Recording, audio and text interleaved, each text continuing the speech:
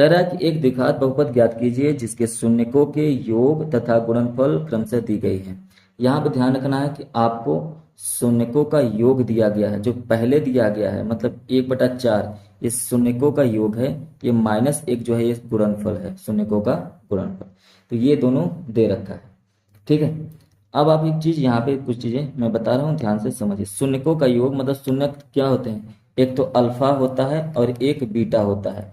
अगर आप शून्यकों का योग देखें, क्या देखें, शून्यकों का योग, शून्यकों का योग मतलब दो शून्यक हैं, अल्फा प्लस बीटा, यही होगा शून्यकों का योग, ठीक। और अगर दूसरा देखें तो कह रहा है शून्यकों का गुणनफल, क्या कह रहा है, शून्यकों का गुणनफल, शून्यकों का गुणनफल मतलब अल्फा इंटू बीटा। एक तो हो गया अल्फा प्लस बीटा और एक हो गया अल्फा इंटू बीटा। अब यहाँ पर अगर आप ध्यान से देखें तो यही दोनों का मान दे रखा है, तो हर एक सवाल में आपको यही ध्यान देना है कि क्या दे रखा है। इसके अलावा आपको क्या पता होना चाहिए, इसके अलावा आपको पता होना चाहिए कि जो द्विघात बहुपद होता है, क्या होता है, द्विघात बहुपद, द्विघात बहुपद जो होता है वो होता है x square minus alpha plus beta x plus alpha into beta.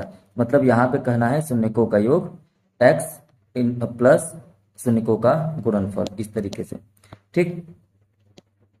तो यदि ऐसा है तो हर जगह हमको सिर्फ मान रखना है और हम लोगों का आंसर जो है वो निकल के चला आएगा, ठीक है। तो पहले वाले में देखिए, पहला वाला जो प्रश्न देख, अब इसको मैं हर सवाल के लिए मैंने जो लिखा है तो लिखा है, रहने देंगे, हर प्रश्न को सॉल्व करेंगे। तो पहला प्रश्न हम लोग सॉल्व करते हैं। तो कह रहा है कि जो शून्यकों का योग है वो 1/4 दे रखा है और -1 दे रखा है गुणनफल। इसका मतलब जो द्विघात बहुपद हो जाएगा, हमको द्विघात बहुपद ही ज्ञात करना है। तो एक्स स्क्वायर रहने दीजिए, माइनस अल्फा प्लस बीटा 1/4 दे रखा है x, plus alpha into beta -1 दे रखा है। इसका मतलब ये हो जाएगा एक्स स्क्वायर माइनस एक्स बटे में 4 -1 हो जाएगा, ठीक है। यहां पर आपको ध्यान में रखना है कि जो द्विघात बहुपद दिया गया है, तो यहां पर अब 4 एलसीएम ले लेंगे, 4x square minus x minus 4 हो जाएगा। और इसके बराबर में अगर हम जीरो माने या k का वैल्यू ले लें, कांस्टेंट मान लें, तो ये क्या हो जाएगा आपके जीरो पर। अगर इसके बराबर हम लोग जीरो मान के चलेंगे, अगर ऐसा कर लें कि जीरो ले लेते हैं, जीरो ले लेते हैं, जीरो ले लेते हैं, तो यहाँ पर जो 4 नीचे आया है ये इसका इस तरफ गुणा हो जाएगा और ये जीरो हो जाएगा। इस तरीके से जो आपका द्विघात बन के आएगा, द्विघात बहुपद, वो 4x square minus x minus 4 आएगा और यही आपका क्या हो जाएगा, आंसर हो जाएगा।